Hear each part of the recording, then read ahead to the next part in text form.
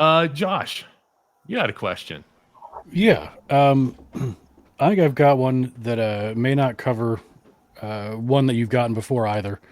There's not a whole lot of things that any of us can talk to you on a level about pretty far beyond us. So I'm going to try and talk to you about something we might be Wow, closer way to to. start off with that bar super high there, Josh. I appreciate that confidence. You keep going, bud. I got your back. You guys tell me when I'm wrong. You're wrong. All right, next question. Hammer, what do you got? Ask away, Josh. Something that you and your wife did when you were still in Woodstock, New York, apparently, was gardening.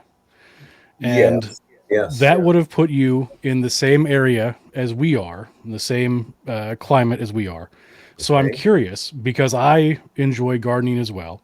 Right. When you were in New York, what was your favorite thing to grow, and what grew best for you? Wow. Well, our garden was almost 100% perennials. We didn't do a lot of stuff with annuals, you know. That can be great, but it was just the fussiness of annuals all the time. So I just enjoy perennials. And what grew really well in that climate was, well, of course, stuff like mint and all that grows like crazy. But we had several rose gardens, which did well. What else grew really well there?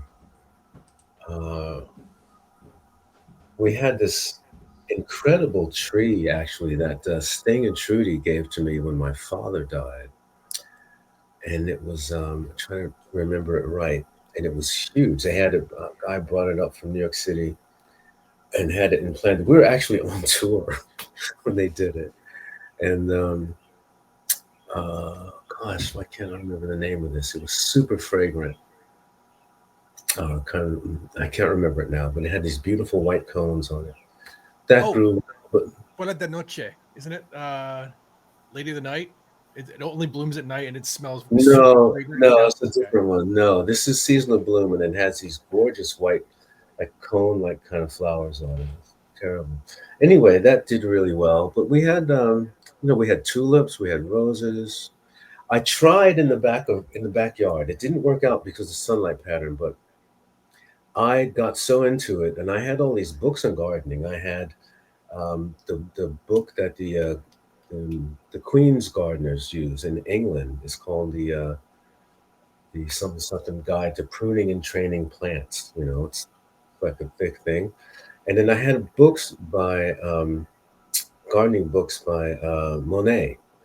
And I tried to set up. Monet had these beautiful kind of mirror image gardens where he would take a trellis and make and it would turn it'd be a walkway, right?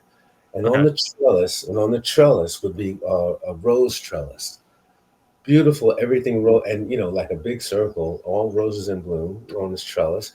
And on the other side of the garden, it would be the same thing planted, like a mirror image. So you're walking through this, with a rose trellis above you, and on either side, the same thing is like in bloom at the same time. It's very trippy, very, Monet. I like it. Amazing. Yeah.